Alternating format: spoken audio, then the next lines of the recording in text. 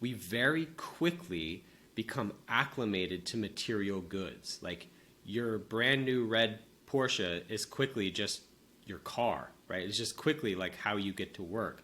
We very, very quickly acclimate to material things. If I fly over to Scotland, though, right, that's brand new. The people I've met, I've never met before. The food I've tried, I've never tried before. Like the scenery, the architecture, all of it's brand new. And that newness sticks with us and satisfies our cravings in a way that our tendency to acclimate to material goods never will. And it's kind of backwards of how we think about it, because you go, oh, if I get a new car, like, I'll keep that for 10 years, right? If I go to Scotland, that's over in a week, but it's not. It actually works in reverse.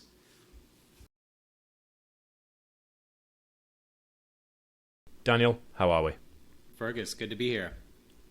So, let's explore your background a little bit to kick things off. You've got a unique position by being trained as a psychologist as well as a background in asset management. So, what was it that drew you to combining those two into behavioural psychology from a financial setting?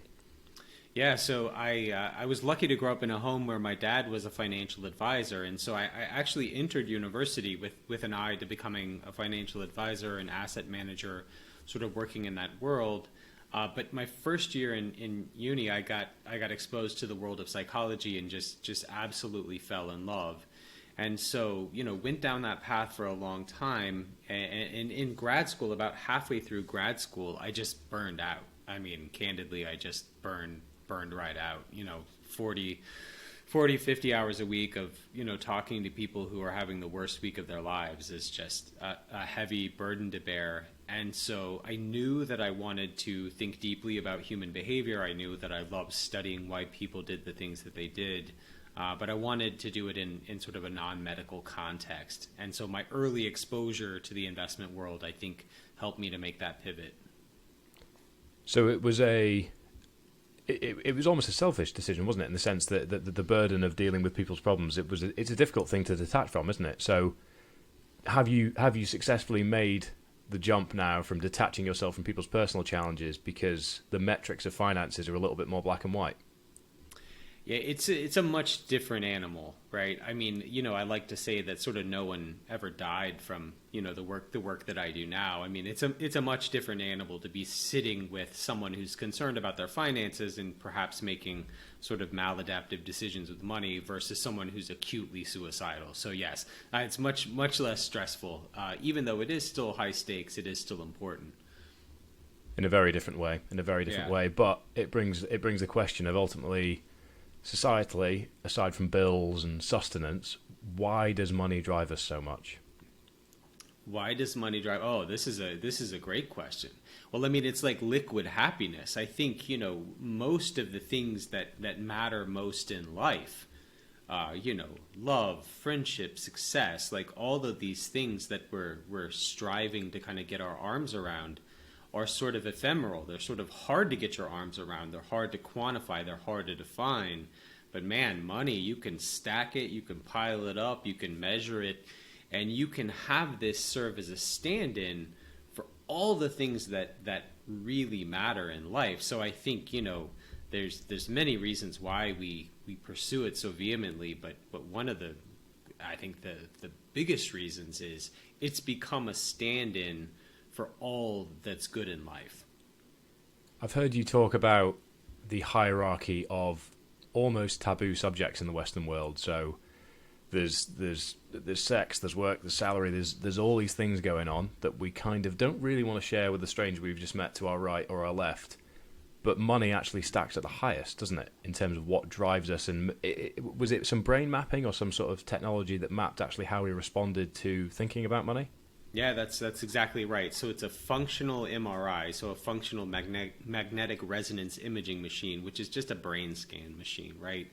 And so when they look at the excitatory power of different conversations, right, like basically how much is your brain firing when you talk about sex or religion or death or politics, any of these sort of big taboo subjects, money has more excitatory power than any of the others. And you even see that play out anecdotally. I mean, I think there's very, very few couples who would get married without, if not having had sex, not have at least talked about sort of their attitudes around sex. But we know that 12% of married couples have never had a conversation about money. And 36% of young people, millennials in relationships, fight about money every single week. So even more than these other taboo topics, money is kind of the last taboo. It's fascinating. It's such an essential component of our existence, but it's also one of the most inflammatory in many ways. And it kind of begs the question, it's the big one. What is the relationship between money and happiness? Because we've heard it said for years. I think there was a study that estimated in the UK that about £70,000 or above would give you the security that you needed for the security that would equal happiness to some degree. Let's say it's 80,000 to account for current inflation, which is chaotic. But with that in mind, do you find truth in that? Obviously, it's dependent on the individual, but how do you view the relationship between happiness and money from your psychological understanding? Yeah, so the study you're talking about was done at Princeton here in the U.S., and it did. We're about 1-for-1 now with dollars and pounds, so it found that it found that it was $75,000, and again, that's a few years old. So call it 80 or 90 or whatever now. God, 125 with inflation being what it is now. But basically, they said, look, there's a dramatic rise in happiness up to about $75,000, right? So someone who makes $25,000 is much less happy than someone who makes $50,000. And it goes up steeply up to about 75,000, and then it doesn't totally fall off, but it dramatically plateaus at $75,000. And so what psychologists call this is what's called a hygiene factor. And, I think about other types of hygiene, right? Brushing your teeth or something. Like, does brushing your teeth make you happy? Like, not really, but like failing to brush your teeth will make you quickly pretty miserable. And money's the same way. Like, right? If you've got enough money to live in a warm home and to eat healthy food and send your kids to a safe school, that's about it. That's about what most of what money can do. And after that, it's up to sort of other factors. Now, I'll put a caveat on that, because we know that there are ways that we can spend money to induce happiness, and there's a couple that reliably sort of tick that box. One of them is spending money on other people, right? Like giving a gift, being charitable, being philanthropic. That makes us happy. Getting out of doing stuff we hate makes us happy. So like I haven't cut my yard in a decade, right? Like as soon as I had enough money to pay someone to do my yard, that was gone. And I'm very, very happy to let someone else mow my grass when it's 100 degrees here in the summertime. And so, and then the final way is spending time with people we love, right? And having experiences. So, me going to Scotland, like that would bring me happiness because it's new. And I meet new people and I try new food, and I have new experiences. So travel makes us happy. Experiences with people we love make us happy. Getting out of stuff we hate makes us happy. And being good to other people makes us happy, even beyond that $75,000 mark. It's something I can attest to from the way I manifest most of my work life, because a lot of it's actually built around experience, and that's what gives me joy and happiness, because it's done with people that I enjoy doing it with. But then the flip side of that is we know that experiences make us happy, but we are also told and somewhat hardwired through society to believe that material goods will also make us happy. So what is the actual relationship between our psychology and the desire for material goods? It's a hedonic adaptation. It's something that's constantly adjusting over time, isn't it? Because you get that new watch, you get that new car, and then it's all of a sudden, right, what's next? What is the hardline relationship between our psychology and material goods? It's a great question. So if you think about our evolutionary roots, right, we're not really wired for enough, because our brains are 200,000 years old, give or take, and we haven't had an upgrade in these many hundreds of thousands of years. And so we are wired for a very different place in time where you could not accrue enough physical wealth to be set for life, right? When you're a hunter-gatherer, right? When you're living on the plains of Africa, right? You can't have enough food, have enough sustenance that you're just good for life. You can now. Like you can get there with money. Many people do. But we're not wired for that. We're wired to always be hunting, always be gathering, always looking for that next hit of enough, and never quite getting there. Now, so why is it that material goods don't satisfy us in the way that travel does or that experiences do? If I get a new car, right, or a new house, right, I'll just use the example of my house. When I bought this house 7 years ago, it was the nicest house I just couldn't believe, like my good fortune, right? I just couldn't believe it was such a blessing. I was so happy. And I still like my house fine, but now it's just where I throw my dirty underwear, right? Like, I mean, now it's just the place where where I live. It's just the backdrop of everything. We very quickly become acclimated to material goods. Like, your brand new red Porsche is quickly just your car, right? It's just quickly like how you get to work. We very, very quickly acclimate to material things. If I fly over to Scotland, though, right, that's brand new. The people I've met, I've never met before. The food I've tried, I've never tried before. Like the scenery, the architecture, all of it's brand new. And that newness sticks with us and satisfies our cravings in a way that our tendency to acclimate to material goods never will. And it's kind of backwards of how we think about it, because you go, oh, if I get a new car, like, I'll keep that for 10 years, right? If I go to Scotland, that's over in a week, but it's not. It actually works in reverse. Cutting off access seems important, doesn't it? Because it allows you to experience the initial thrill and then no more, and then that will stay with you as a memory. So to use your example, it's almost like renting the red Porsche to do a track day once a quarter, rather than having it in the driveway, which is a fascinating way to look at things. Well, 100%. And again, you go back to how the mind works, right? If you purchase the red Porsche, right, it starts off perfect. Then some people ding your door. You get in a fender bender. I live in a crazy traffic town, right? It's like you get in a fender bender. The salt on the road, mars your paint job. Like, the quality of the car gets worse and worse and worse. The technology gets more and more dated. If you rent the Porsche once a quarter, you can get the brand new one. And your memory, we engage in something called rosy retrospection. So when we look back on a vacation, right? Like, I just took my kids to Disney World a couple of months ago. Like, in the moment, was it fun? Like, yeah, it was kind of fun, but it was also hot as hell and super expensive and, all these other things. And they're whining and their feet hurt. But when you remember that experience and you look at the pictures, all you remember is the good stuff. You remember the roller coasters and the great food and the time together. And the bad stuff sort of goes by the wayside when you're remembering a trip or a memory. When you're looking at your Porsche in your garage and it's got fading paint and cracked leather, it's right there in your face. So the way that our memory works makes experiences better over time. With your background in psychology, what would your perspective be on that rosy retrospection when it comes to people that are in this cycle of looking forward to the next holiday, the next experience, as a way of escaping the day job?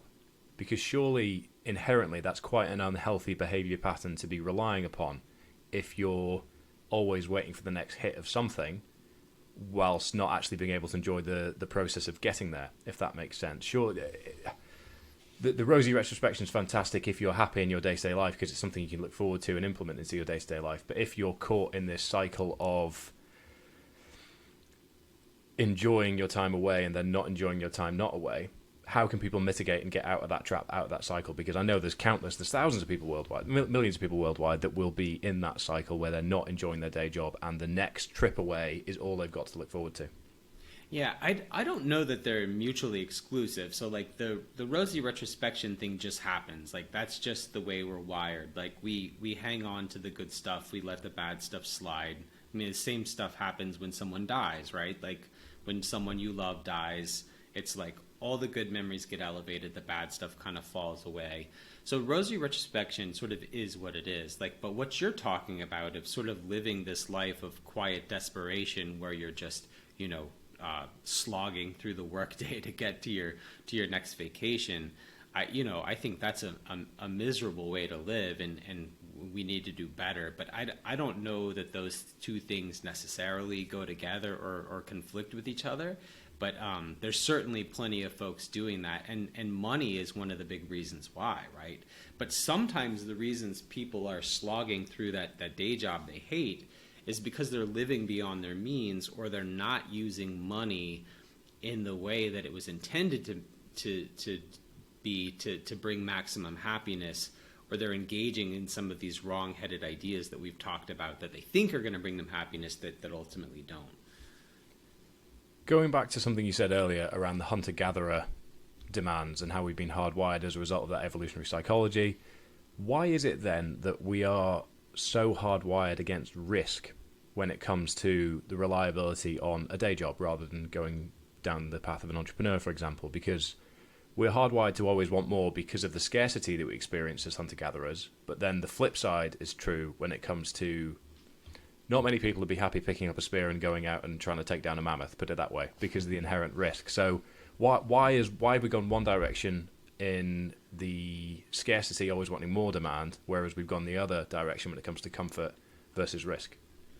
So from an evolutionary perspective, we know that people are about 2.5 times as upset about a loss as they are happy about a comparably sized gain, right? So if I give you $100, right? Oh, cool, okay. Like that's a nice day, but like no big deal. If you lose $100, you're sick about it, right? And I mean, you see this in gambling, you see this in the stock market, you see it everywhere.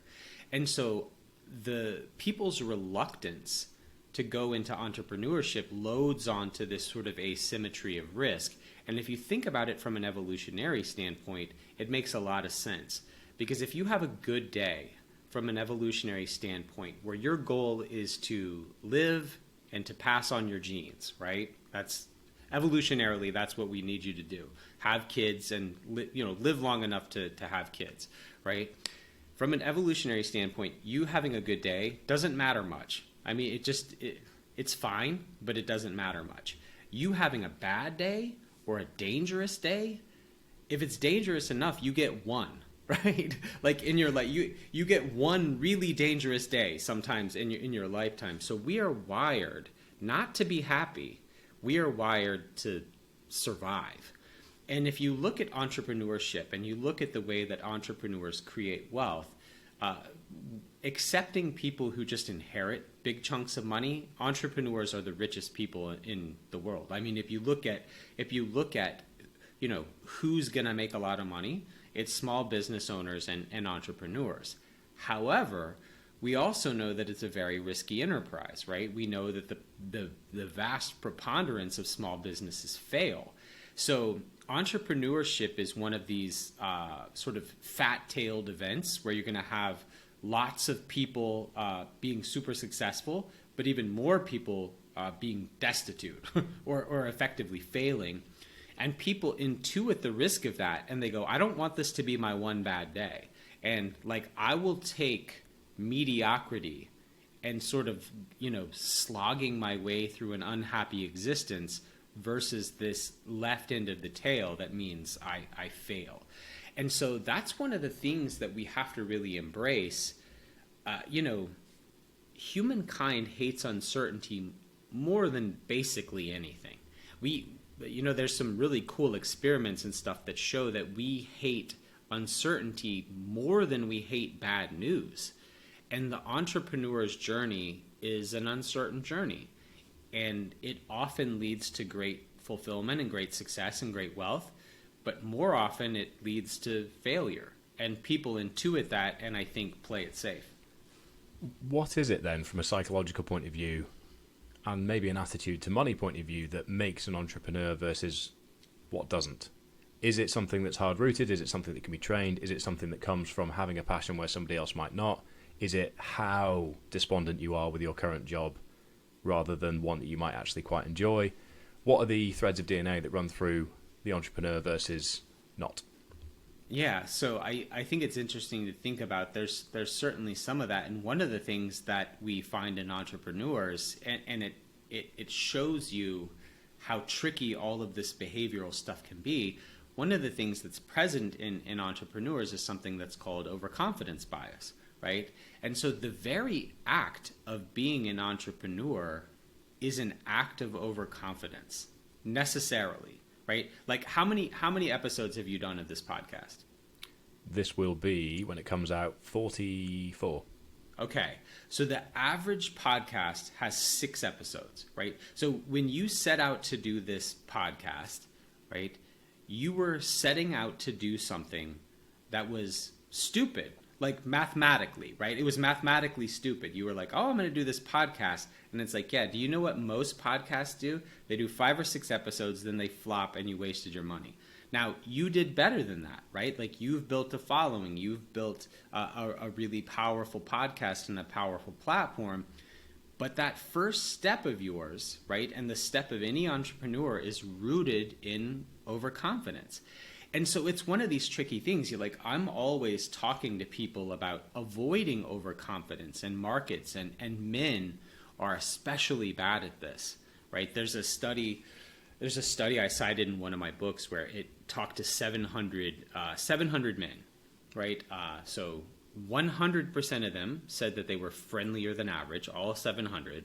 95% of them said that they were funnier than average. And 94% of them said they were better looking and more athletic than average. And so you look at... We're so predictable, aren't we? Gentlemen, this is not how math works, right? So you look at these things and you go, wow, this is crazy. And it leads to all sorts of bad behavior in markets. And yet we know that it also leads to success, right? We also know that it leads to success and positive risk-taking. So every one of these behavioral traits we could talk about has a good and bad side. And, you know, entrepreneurship has... the thread that runs through entrepreneurship is ego, is overconfidence. Which leads us nicely into a bit of an exploration of the behavioural investor, because a lot of what you've just discussed is what runs through that. And just one of the main things that I took away from that is emotion. And I think the quote that you used was, if it's exciting, it's a bad idea. And from an investment and a spending point of view, just unpack that for us a little bit. How can we, as men, who apparently are all very predictable and 100% of the time think we're more handsome than the next person, how can we control our emotions and think about things rationally so that we can get the most from our money from a spending and then a investing point of view? It's really about avoiding emotional extremes. So one of the things that we know from the research is that every decision is emotional. And when we study things like people who have traumatic brain injury, people who have a brain injury to the part of their brain, the emotional processing center of their brain, they can't make any decisions. You know, you ask them chocolate or vanilla ice cream, and they're like, gray suit or blue suit. And what we find is the reason they can't make decisions is the way the rest of us make decisions. Even though we're not aware of this, there is an imperceptible thread of emotion that runs through even the most quotidian decision, right? Even down to the hoodie you choose, the color of the hoodie, and what you have for breakfast. There's an emotional component to this. So you can't ever divorce emotion from the decision-making process entirely. But what we find is there's something called the affect heuristic. So affect is just a fancy shrink word for emotion. And we find that the emotional state that you're in colors your perception of the world, right? So if I ask you about grade school and I'm like, hey, Fergus, like, how was grade school? And you're having a bad day. You're going to tell me like, oh, I got picked on and I got picked last for the soccer team and whatever, right? You're going to remember sort of the worst parts of your childhood. If you're having a good day, you're going to talk about the awards you won and sort of your superlatives. And this is true of markets too. So when people are happy and when people are euphoric, as they have been for, candidly, much of 2020 and 2021, they invest in stupid stuff. And we saw that all over the place, right? We saw people investing in the most ridiculous, asinine stuff. GameStop was the big one, Yes, wasn't it? To the moon. yeah, like all the to the moon stuff, all the meme stock stuff. God, most of the NFTs and all that stuff was just sort of euphoria based investing. And now what we're seeing this year, as we're whatever today, 20 or 22% down in the market now, is that there's so much fear that people are discarding wonderful 100-year-old companies with strong profits and great businesses and huge moats, and people are fleeing from that. So, the basic principle is whether you're in a period of extreme emotion, positive or negative, it's not a great time to be making decisions about your money.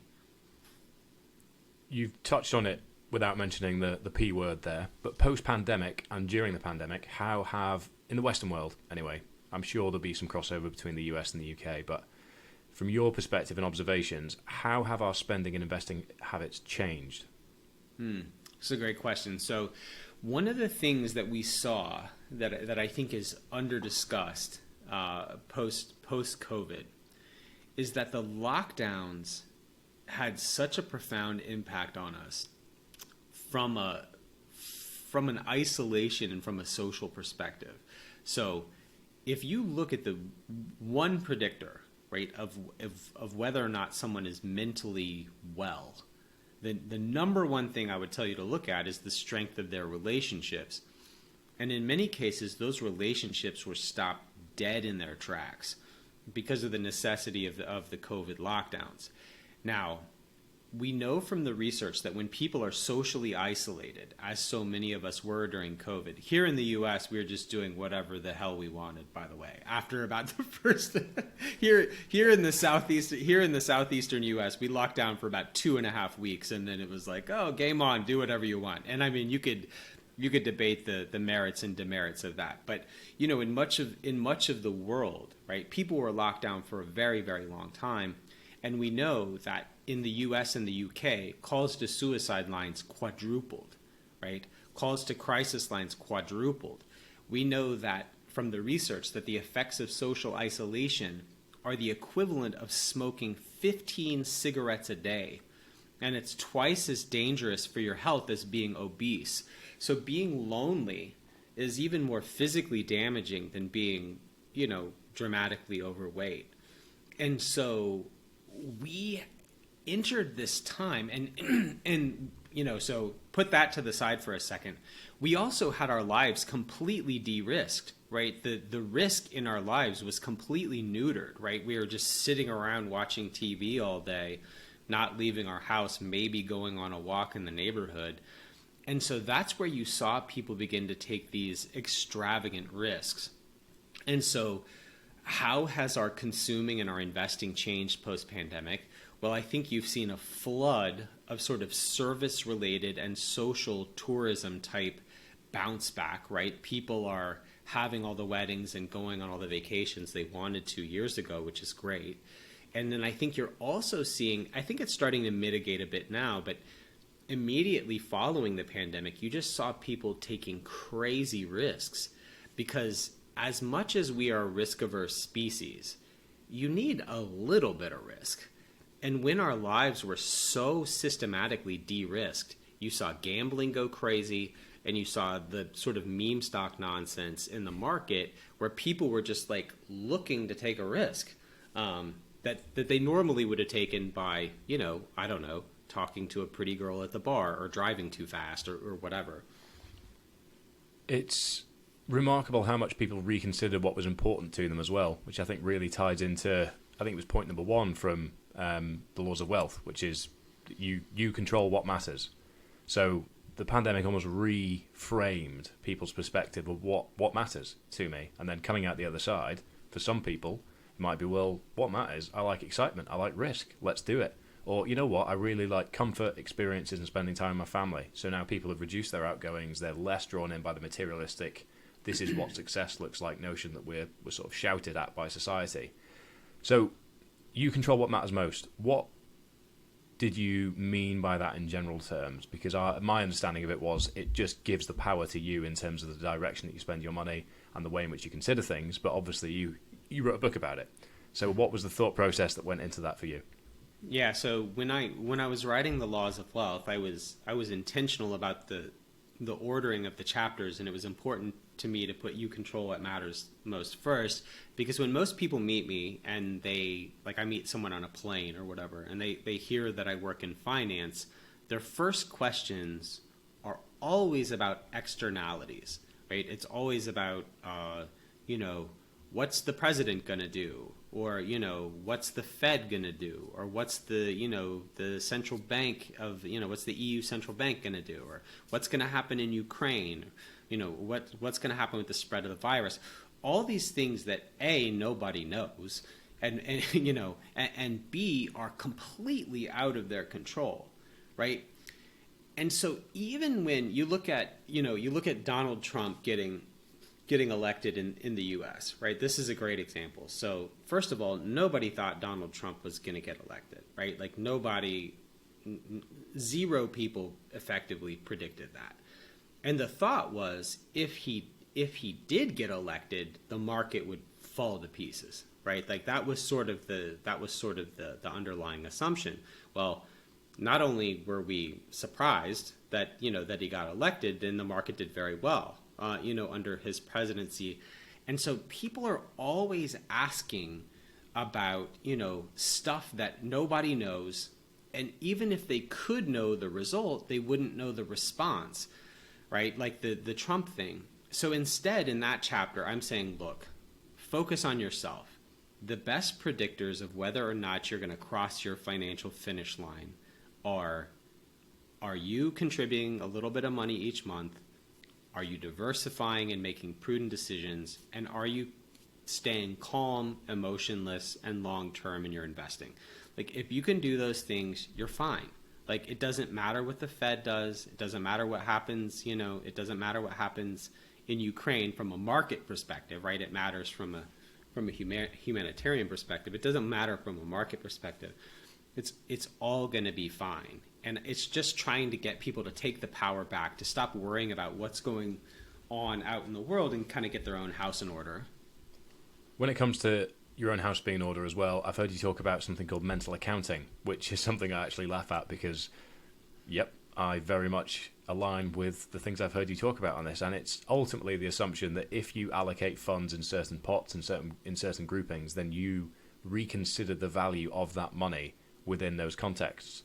Have I done that justice, or is that way off the mark? You did a great job. So I'll try and give some practical examples. My favorite is my wife. My wife is Norwegian, so I'll give an example from Norway. So they did a study on Norwegian criminals, right? So I don't know how many criminals there are in Norway, but they did a study. I can't imagine it's many. It seems like a very non-crime focused place. It seems like a very sweet country, but yeah.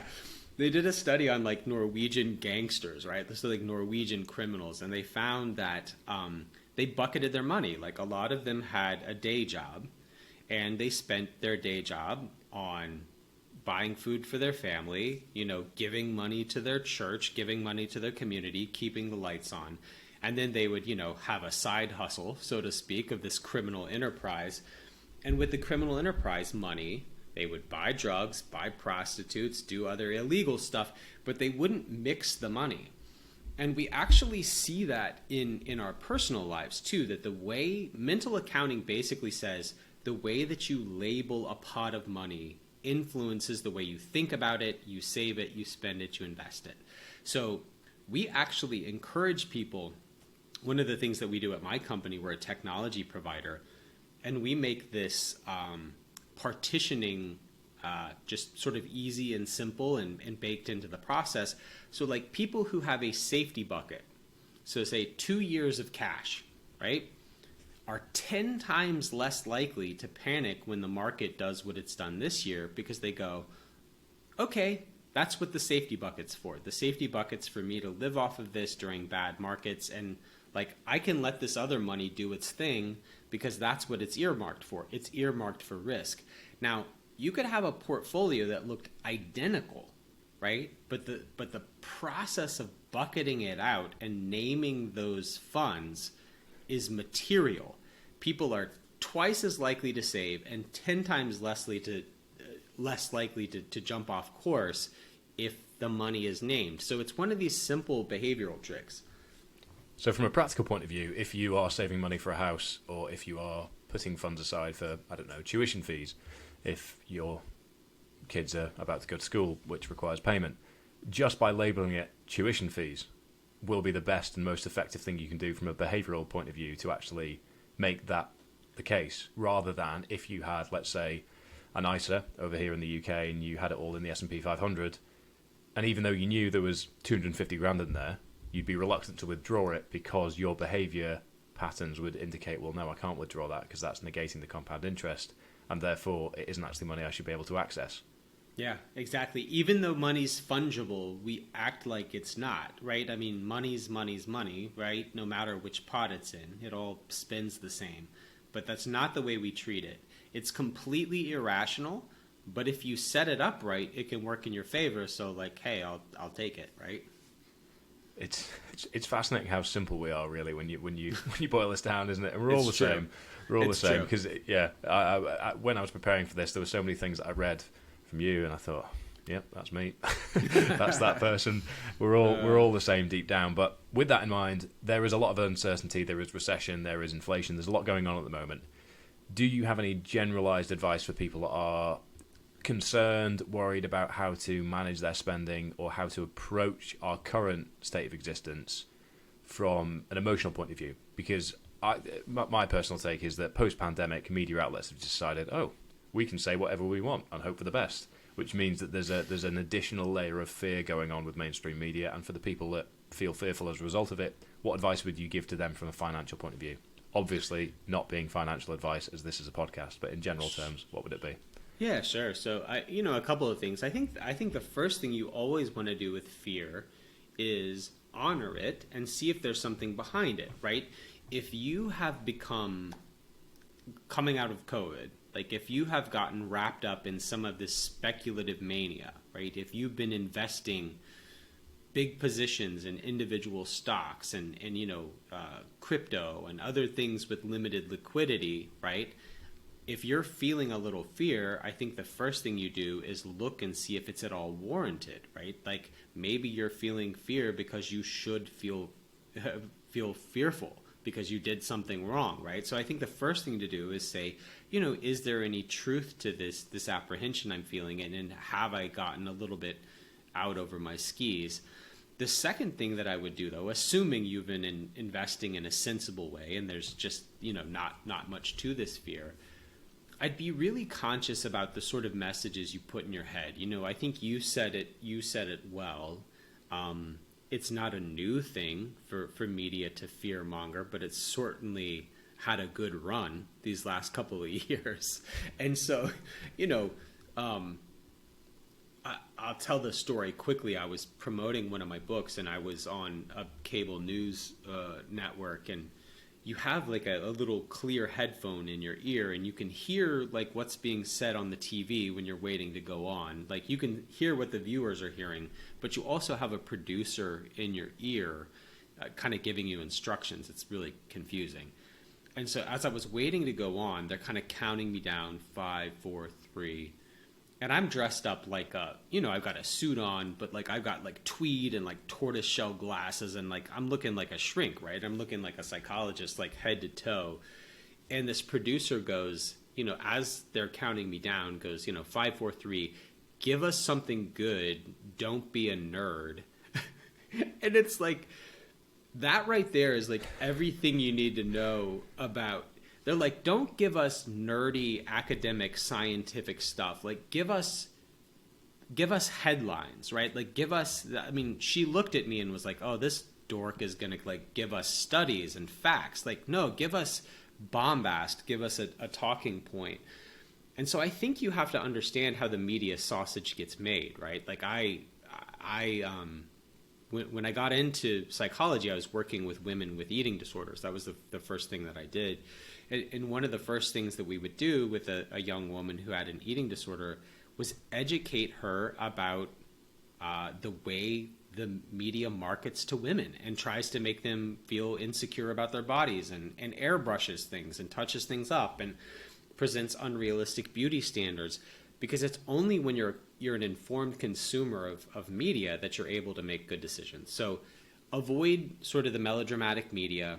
The two best things you can do, though, from a behavioral perspective: automate everything, right? Like, just automate it. Automate it so every 2 weeks when you get paid, a little money goes out of your account and into your investment account. Just do that and let it alone. And then the second thing is you can work with somebody. Work with a financial advisor, work with a wealth manager to help keep you calm during periods like this.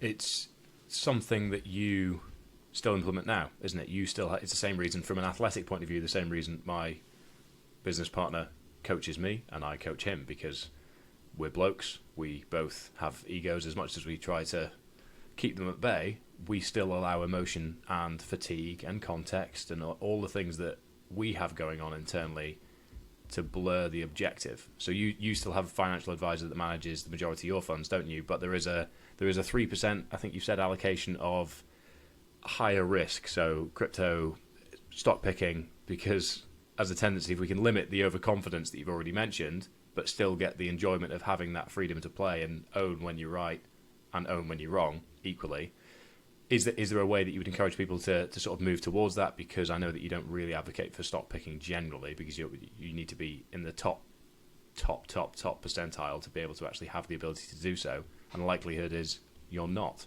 So how would you advise people to get into investing if they're coming at it from a fresh start? Yeah, so for people who are just getting into investing, first of all, if you've got enough money, like if they'll have you, right? I would work with a wealth man, with a financial advisor. If you're really, really just getting started, I would do just a very simple mix of international. So that's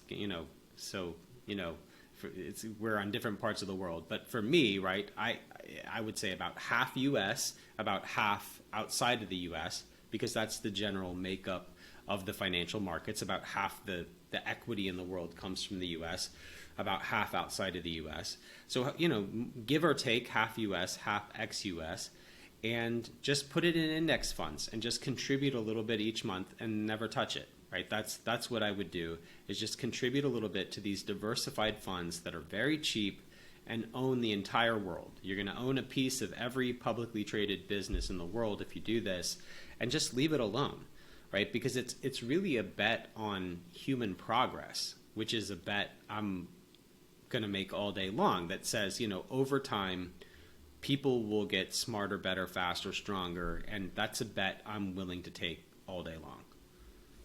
It's exactly how I began, and my understanding is developing. It's far from sophisticated in any way, but the automation takes away the guesswork, which makes it easier for you to actually accrue something, which means you actually feel like you've got more skin in the game, which then means you feel you can warrant a bit more education on it, and then, who knows, 5 years, 10 years from now, maybe I'll have the knowledge to actually be able to look at that 3% stock picking fun, whereas I just hold my hands up and say, I don't have a clue at this point. So it's owning and trying to move away from the overconfidence, I think, from a personal point of view, is something I try and avoid, because it can put you in negative situations, and as you said, every decision is an emotional one. So it's something we need to be conscious of. But no, Daniel, that's been really, really insightful in many ways, and lots of things I can take away from a personal point of view. Where is the best place for people to find you? Yeah, so I'd encourage you to go check out my books. The two that we've talked about today are the Laws of Wealth and the Behavioral Investor. I'm on Twitter and LinkedIn, Daniel Crosby, PhD, and at Daniel Crosby on Twitter. And I have my own podcast called Standard Deviations, and I always get excited when I see downloads from other parts of the world. So check it out. Fantastic. Well, thank you again, and have a good rest of your day. Thank you. You too.